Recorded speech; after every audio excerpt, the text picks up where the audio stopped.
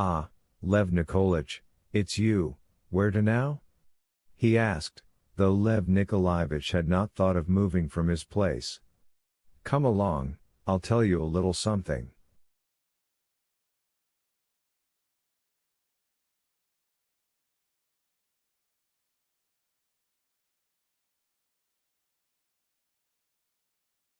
"Goodbye," said Aglaya, and she gave the prince her hand. It was already rather dark on the terrace, the prince could not make out her face quite clearly at that moment.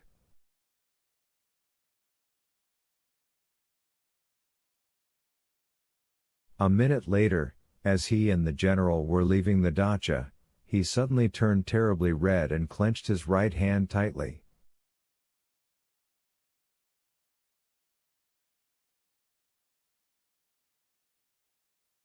It turned out that Ivan Fyodorovich was going the same way he was. Despite the late hour, Ivan Fyodorovich was hurrying to speak with someone about something.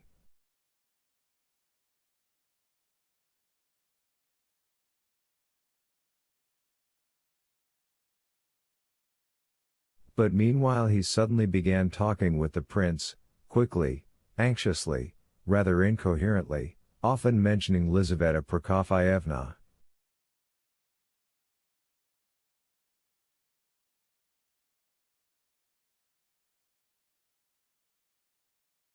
If the prince could have been more attentive at that moment, he might have guessed that Ivan Fyodorovich wanted among other things to find out something from him as well, or, better, to ask him directly and openly about something, but never managed to touch on the chiefest point.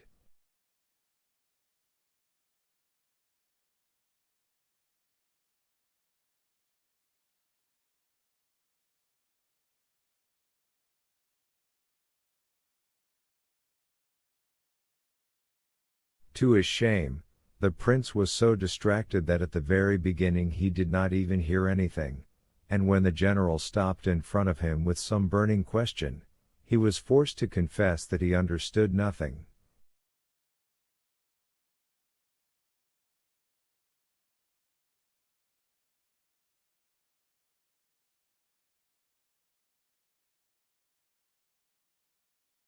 The general shrugged his shoulders. "You've all become some sort of strange people, in all respects," he started talking again.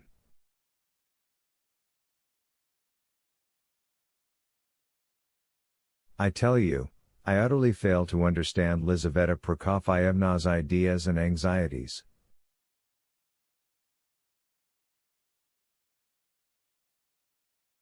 She's in hysterics, she weeps and says we've been covered with shame and disgrace. By whom?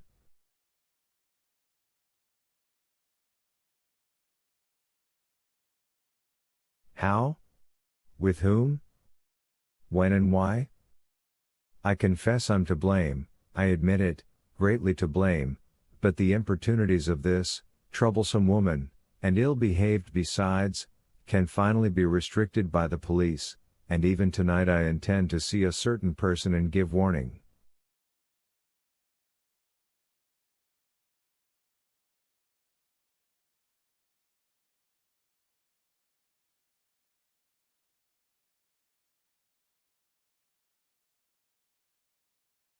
Everything can be arranged quietly, meekly, affectionately even, through connections and without any scandal.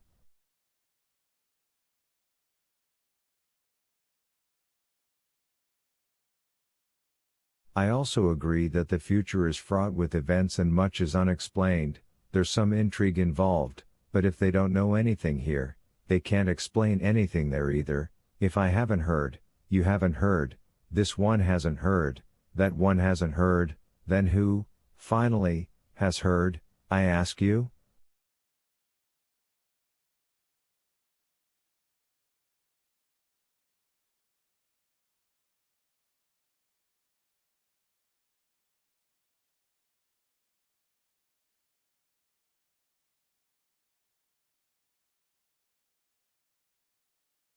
What can explain it, in your opinion, except that the affair is half a mirage, doesn't exist, like moonlight, for instance, or other phantoms.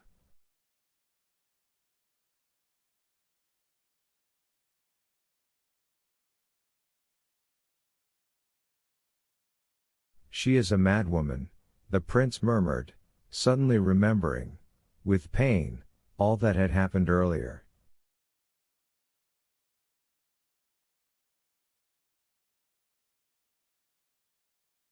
That's the word, if you mean her. Somewhat the same idea used to visit me, and then I'd sleep peacefully.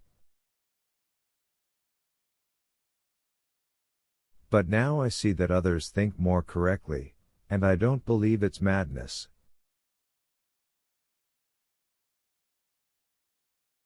She's a cantankerous woman, granted, but with it also a subtle one, anything but crazy.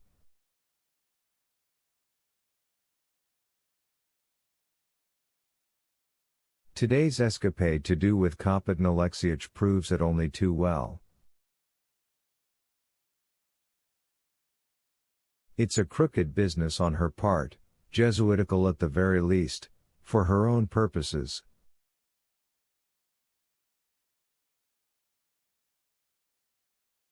What Kapitan Alexievich? Ah, my God, Lev Nikolaich, you're not listening at all. I began by telling you about Kapitan Alexievich. I'm so struck that even now I'm trembling from head to foot.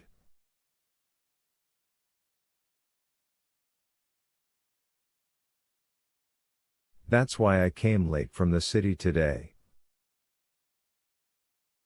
Kapitan Alexievich Radomsky, Yevgeny Pavlich's uncle. What? Cried the prince. Shot himself this morning at dawn, at 7 o'clock. A venerable man, 70 years old, an Epicurean, and it's just as she said about the government funds, a mighty sum.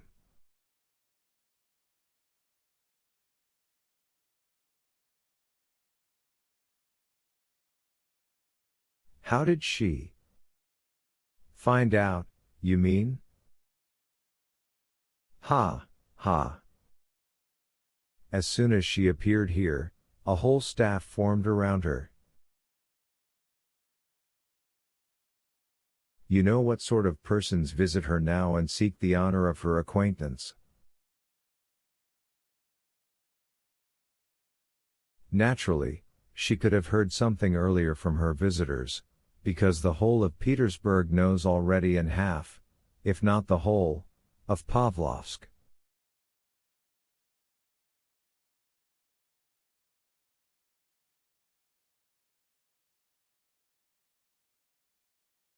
But what a subtle observation she made about the uniform, as I've been told, that is, about Yevgeny Pavlich managing to resign from the army in good time.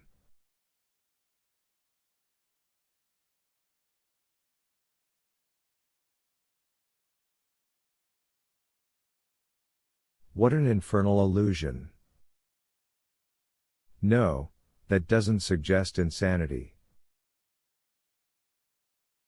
I, of course, refuse to believe that Yevgeny Pavlich could have known about the catastrophe beforehand, that is, on such and such a day, at 7 o'clock, and so on.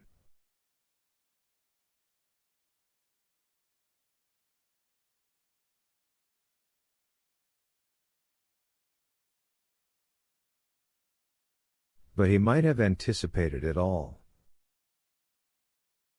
And here I am, here we all are, including Princess HCH, counting on the old man leaving him an inheritance.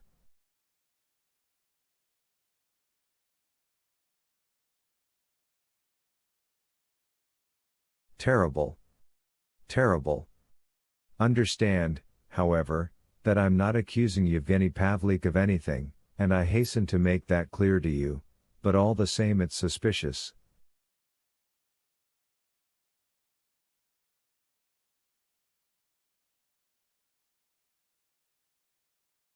Princess HCH. Is extremely struck. It's all fallen out so strangely. But what is suspicious in Yevgeny Pavlik's behavior? Nothing. He behaved in the noblest fashion. I wasn't hinting at anything. His own fortune, I think, is intact. Lizaveta Prokofyevna, naturally, won't hear anything, but the main thing is all these family catastrophes, or, better, all these squabbles, one doesn't even know what to call them.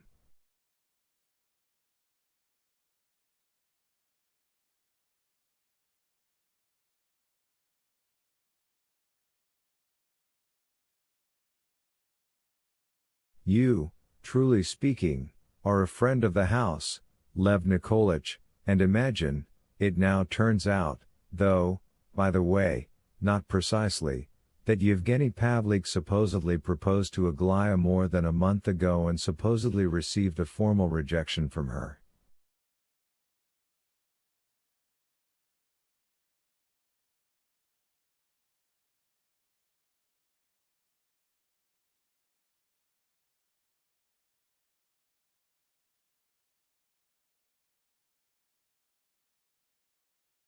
That can't be.